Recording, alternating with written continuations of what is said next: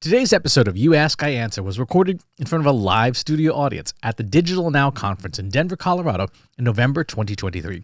The session title was, appropriately, You Ask, I Answer Live, Generative AI Q&A. Enjoy. Yeah. Related to what you were just speaking about, I work for a legal association, and there's been conversations around potentially taking some legal treatises and creating AI tools around that where, this particular bot knows this book inside and out. But something that's dawned on me based on the keynote earlier is, well, then we're taking copyrighted information and then we're putting it in a format that no longer is protected by copyright. So I'm curious about the implications of that. Okay, so I am not a lawyer. I cannot give legal advice. I'm going to start with that disclosure. One of my lawyers said that a purely machine-generated piece of content, that cannot be copyrighted. But an existing piece of content that you put in that has copyright, what comes out after the machine is worked on would be considered under the law a derivative work. And derivative works retain copyright.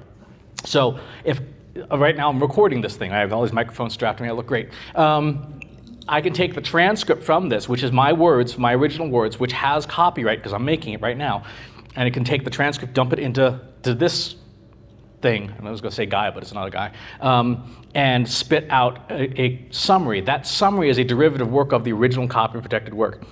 I don't know, and I'll have to ask my lawyer, if that has been tested in court yet, but it looks like there's precedent for something like that. So anything where you're putting in a human-led work to begin with, and what comes out is a derivative of that, retains the human-led copyright.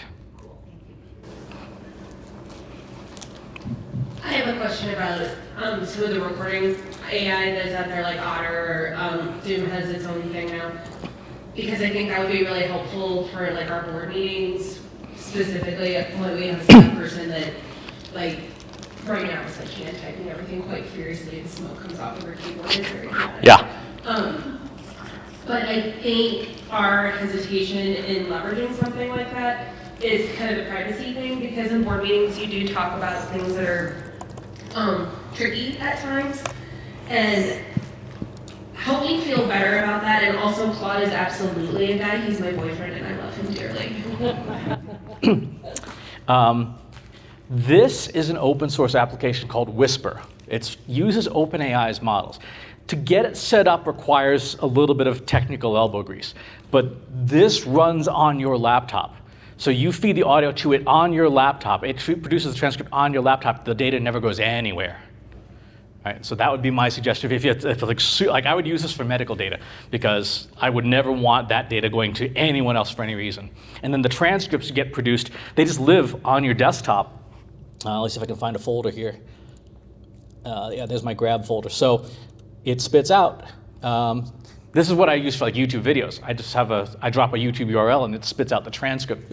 And the other advantage of this is because it's a desktop application, again, it takes some elbow grease to set it up, it's free. So you can transcribe as much as you want and not pay a bill for it. Whereas all the other services, they either charge you per minute or charge you per hour or charge you for something. This runs locally. Will it do like Zoom or team meetings as well as live meetings, or just? If you have the audio, you'll need to convert it to the format that it requires, which is a fairly common format. There's a free utility to do that too, and then you're off to the races. Other questions?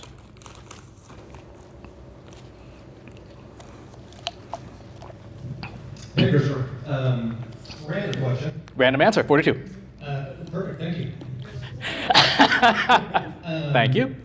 Obviously we've heard a lot of, get data out of ChatGPT, then have a person that Yes. then utilize.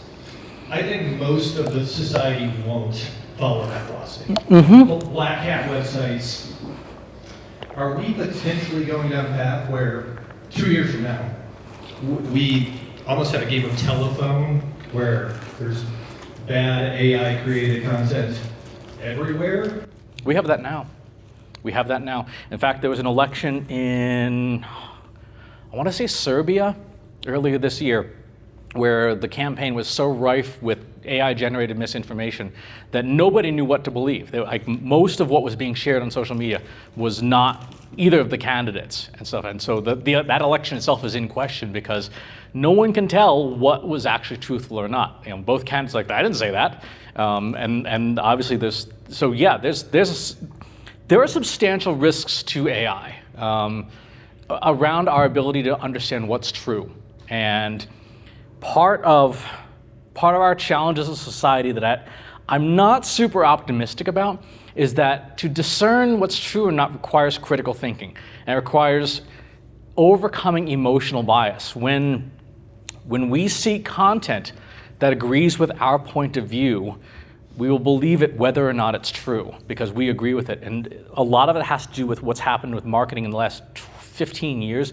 Political marketers figured out that if you bind political position to identity, to someone's identity, you cement that person's loyalty because now an attack on their position is an attack on that person and you're never going to change their mind. So that's kind of where we are right now, and I don't see that getting better because I feel like we have less critical thinking than ever. And that's kind of a shortfalling of education, but that's been a problem for 50-ish some odd years, really since you started to see people with very strong agendas starting to influence local boards of education in the 80s.